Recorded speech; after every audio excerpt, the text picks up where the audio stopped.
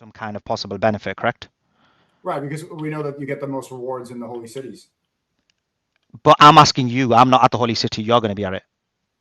Right, because there's more benefits from the holy cities. Okay, so that's the argument. The argument is that when you're asking whoever this person is not just a more holy city, but it's actually a more holy person, a person who is like was like very connected to God. Maybe he was a friend of God. He was like so spiritual, whatever it may be. He was just a better person. Wait, a friend of God? Yeah, in the sense of he was a better person, because the aim of everyone is to be as close to God as possible. It's called like in the sense of not an actual friend, but like in the sense of to be as close as possible, that you've got that extra spiritual rank, or a special rank of being a friend of God, in the sense of not an actual friend of God, but the sense of that you're connected to God like nobody else. Okay. So, like for example, now what is my aim in life? My aim in life is to spiritually connect with God, and you'll do it through prayer. You'll do it through being a great human being. You'll do it through being the best person, through praying 5 times a day. And your aim is to be the perfect creation. And so the aim of the perfect creation is to try and remove the sin and go towards perfection. So basically, get into the perfection, or the perfect human being is the goal of every person. So they believe that this individual is the perfect human being, or in the sense of not perfect in the sense of perfect like a prophet, but was trying to get there as close as possible. And so they believe that actually, because he's spiritual, as per what you said about you going to Umrah being in a special spiritual place, that maybe that their prayer will have more chance of, just like someone asking Sneako to pray while he's in Umrah, their prayer will also have the similar levels of benefit. Yeah, I mean, I don't think I could ever be convinced that you could talk to the dead, or that you should talk to the dead.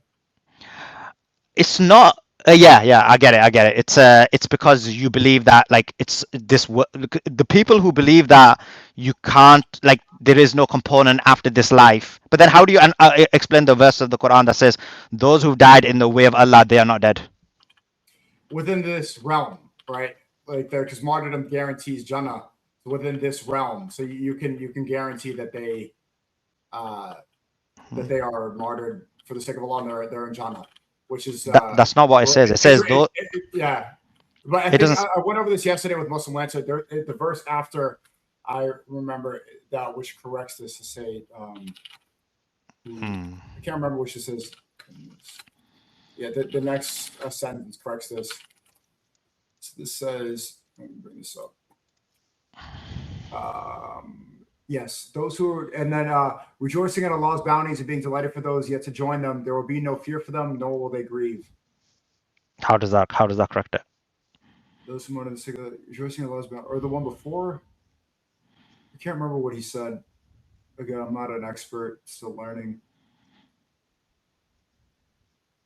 Allah does not reward, did not deny reward of the believers.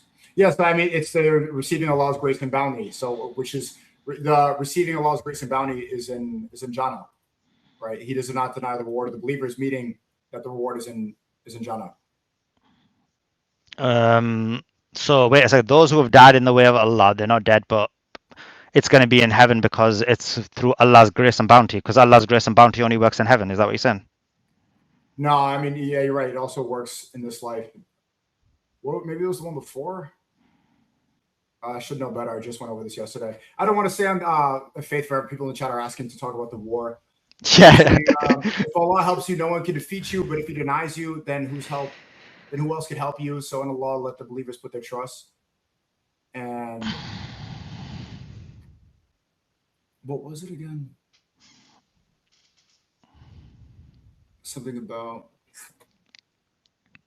what was it? It was Ali Surah Ali Imran. Yeah. Well, this the And verse I said in Surah Baqarah. Osam Bakara. Yeah. Do you have the number? 154. Which this is the second surah. It's one of the longest ones, right? Yeah. Yeah.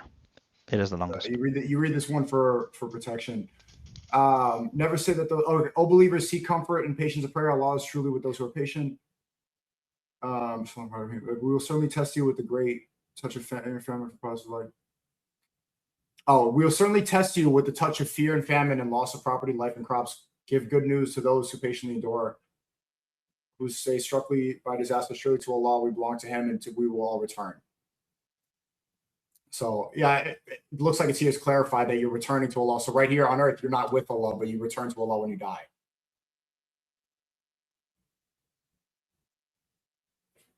So you're saying, and those who are struck by disaster, surely to Allah we belong, and surely to Him we will return. Yeah, we belong to Allah and we will return. Yeah, that's true. But that doesn't remove the point that those who have died. So that's like me saying to you, Sneako, surely to Allah we belong and to Allah we return. Doesn't mean you're dead. It means that they're alive in the hereafter.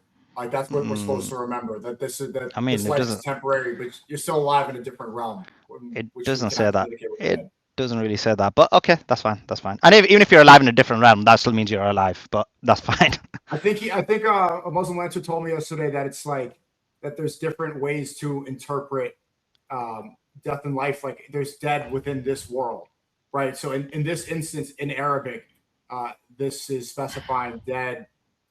Not dead completely because there's an afterlife, but dead within this world. Cool. I just let you think about what I said and maybe see if it makes sense. Yeah, I heard this before. This is what the Shias were telling me the other day. Yeah, it's cool. Okay. Yeah, just think about it. Because I think my argument's strong and we're just gonna go around in loop. So maybe if you just go back and maybe think about what I said, because I don't think that argument works. Because if your argument is that they're still alive, but in a different realm, you're still basically saying they're still alive, right? So. Right, but and then if they're still saying that the dead can't hear, that's the point, that they're not able to communicate. Oh, okay. Where does it say that? I just can't see the verse that says that. And if they're alive, but in a different realm, they're not dead, are they? Well, they're dead within this realm. That's why I'm saying that there's different ways to interpret dead, like dead completely. And this is Surah Al-Nam. It says, "You certainly cannot make the dead hear." It's 2780, Surah 27. What was that again? Sorry. In the Surah Al-Naml, it says, "You certainly cannot make the dead hear." Okay. Yeah, you can't. Only God can. All right. Well, on the topic of spirituality, if you want me to get out of here, I know I've been here for a while.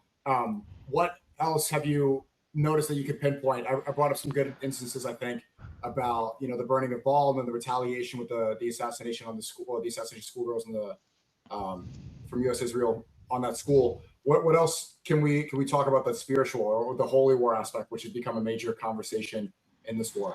Yeah, I think the spiritual aspect is that I do believe that they're taking us down a dark path and down the basically because what they really want is it seems like they definitely want their own land. They want the expansionism. They want to take control over the world and possibly even take us to the eschatological end. And if that's the aim, the eschatological end, then obviously that is that they believe that the false Messiah is going to return. And you know my view on that. I think that according to Muslim eschatology, it is that Muslims and Christians will then unite against this other party. So I think that's my view on that. Yeah. Well, thanks so much. I appreciate the updates from today and then having this theological conversation. You're doing great work, and it's always good to tune into these spaces, Suleiman. Appreciate it. Thank you so much for coming, and you're more than welcome anytime. Alaikum assalam. And yeah, do guys check Sneako out on YouTube. His name is Sneako, and on YouTube Live, he goes live every day. It's Sneako. And on Kick, it's also Sneako. So do check out all his channels. He's a great person. I really like him a lot. Thanks a lot. I always appreciate you. Bye, guys. Appreciate it. Andrew, what was your thoughts on the whole eschatological conversation?